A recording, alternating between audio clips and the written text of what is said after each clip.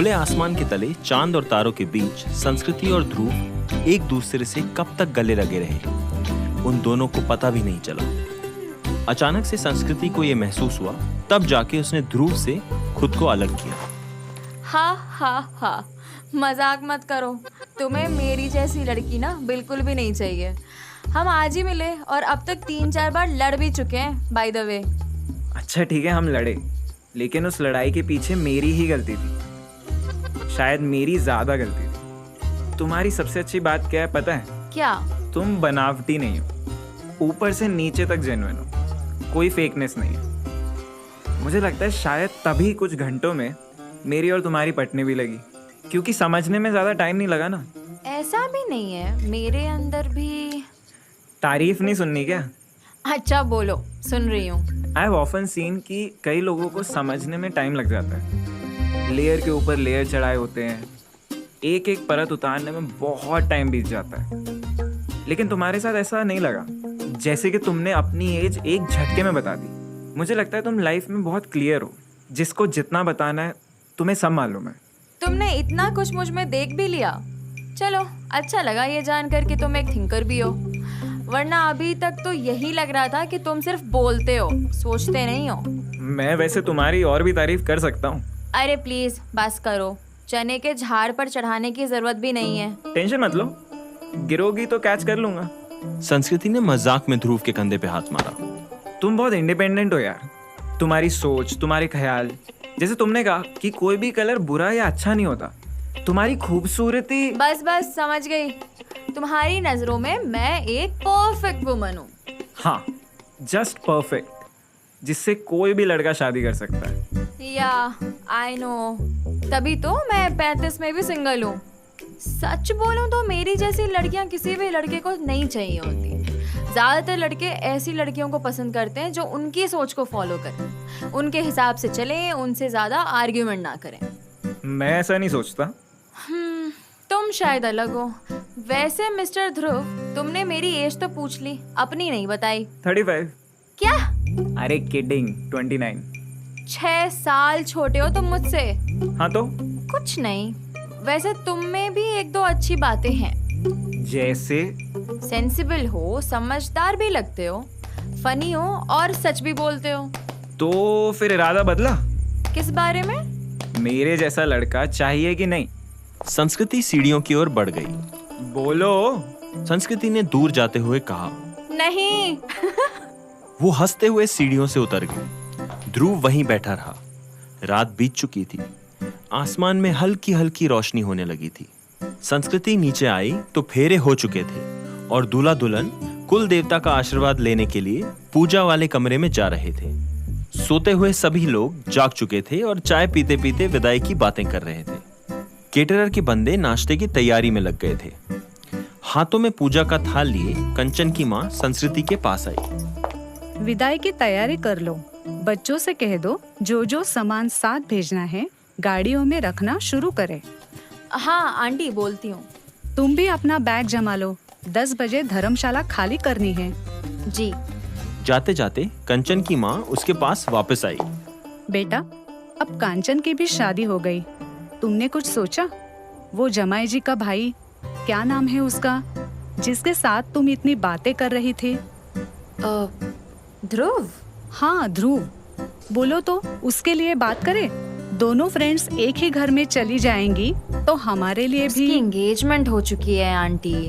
अच्छा, तुम्हें पसंद है? आंटी, उसकी एंगेजमेंट हो चुकी है। अच्छा, सुन लिया। तुम लड़कियों को भी क्या हो जाता है, शादी की बात करो तो भड़कने लगती हो। कंचन की माँ बड़बड़ाते हुए आगे बढ़ गई। मुझे भी क्या हो गया है, क्यों इरिटेट हो रही हूँ मैं? तभी उसने वहां से गुजर रहे 2-3 लड़कों को रोका। निशु, बिट्टू, आंटी ने बोला है सारा सामान जो कंचन के साथ जाना है वो बाहर निकालना शुरू करो। 10 बजे तक कमरे खाली करने हैं हमें। उन्होंने हाँ में सर हिलाया और आगे बढ़ गए। सूरज अभी आसमान में नहीं आया था, लेकिन उसकी दस्तक नजर आने लगी थी। संस्कृति अपने कमरे में गई और अपना सामान जुटाने लगी। बैग जमाते हुए उसने महसूस किया कि उसके कानों में ध्रुव की ही बातें चल रही थी। संस्कृति बार बार ध्रुव की बातों को झटकने की कोशिश करती, लेकिन उसके कहे शब्द वापस आकर उसके कानों में गूंजने लगते। तभी वहां एक लड़की भागते हुए आई। दीदी चलो, जीजा जी से जूते के पैसे लेने हैं। संस्कृति ने बैग छोड़ा और लड़की के साथ भागते हुए बाहर गई। वहां कुछ लड़कियां निखिल के जूते हाथ में लिए खड़ी थी।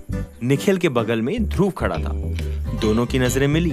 निखिल ने 2100 रुपए निकाल के दिए। नहीं, ले लो, प्यार से जो दे दें ले लेना चाहिए। 2100 भी बहुत हैं। सामने से ध्रुव ने उसकी ओर देखा।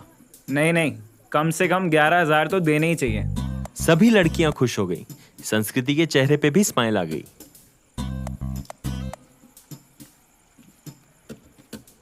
अबे दे देना, रोज रोज शादी थोड़ी होती है, जिंदगी भर तुझे याद रखेंगे ये लोग। निखिल मुस्कुराया और अपनी पॉकेट से पैसे निकाल के लड़कियों की ओर बढ़ाए। जीजा जी हो तो निखिल जीजा जी जैसे, कितने दिलदार है। देखा, गुणगान शुरू। तभी कुछ औरतें आई और निखिल को अपने साथ ले गईं। ध्रुव ने संस्कृति की ओर देखा। दोनों एक दूसरे को देख के हल्का सा मुस्कुराए। तभी एक बच्ची ने संस्कृति का हाथ पकड़ा। कंचन दीदी बुला रही है। हाँ चलो। ध्रुव संस्कृति को देखता रहा।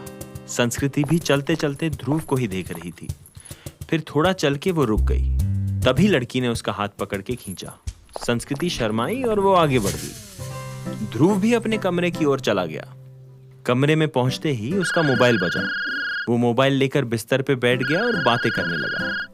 यहाँ संस्कृति कंचन से मिलके अपने कमरे में वापस आ गई। सामान पैक करने के बाद उसने कुछ सोचा और ध्रुव के कमरे की ओर चल दी। हाँ, अभी इटारसी ही जाऊंगा, 1-2 दिन में पहुंच जाऊंगा मैं। जैसे ही संस्कृति ध्रुव के कमरे के बाहर पहुंची, उसने ध्रुव की आवाज सुनी। हाँ, अच्छी थी। अच्छा, शादी की डेट फाइनल हुई क्या? नहीं, अभी पंडित जी शादियों में बिजी चल रहे हैं, अगले हफ्ते आएंगे। अच्छा सुनो, पापा से बोलना अभी ना निकलवाएं, मैं उनसे आके बात करता हूँ। तभी ध्रुव को संस्कृति दरवाजे के पास दिखी। अच्छा चलो, मैं इटारसी पहुंच के कॉल करता हूँ। Okay, I love you. Dhruv ने स्वाति को कोई जवाब नहीं दिया और फोन कट कर दिया। स्वाति से बात कर रहा था, मेरी फियांसे। आओ ना, तो हो गया बैग रेडी? हाँ हो गया। सोचा जाने से पहले तुमसे मिल लूं। तुम हमारे साथ इटारसी नहीं चल रही हो? नहीं नहीं, मैं ग्वालियर वापस जाऊंगी, अभी जॉब गई नहीं है। ओके, तो मैं चलूं? हाँ। संस्कृति उसके कमरे से निकल के अपने रूम की ओर चल दी।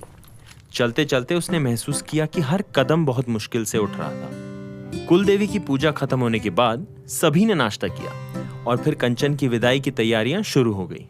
औरतों का रोना शुरू हो गया। कंचन सभी से लिपट लिपट के रो रही थी। निखिल के परिवार वाले सभी को समझाने की कोशिश कर रहे थे। समधी समधन जी, अब बिल्कुल मत टेंशन लेना, जब मन हो आ जाइएगा।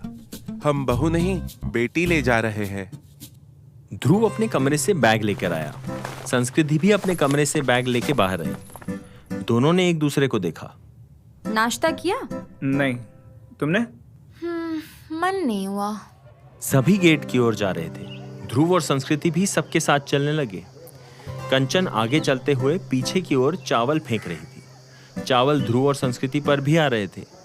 औरतें अपना पल्लू खोल के चावल के दानों को पकड़ रही थी। तुम्हें पता है ये रिचुअल क्यों होता है? क्यों?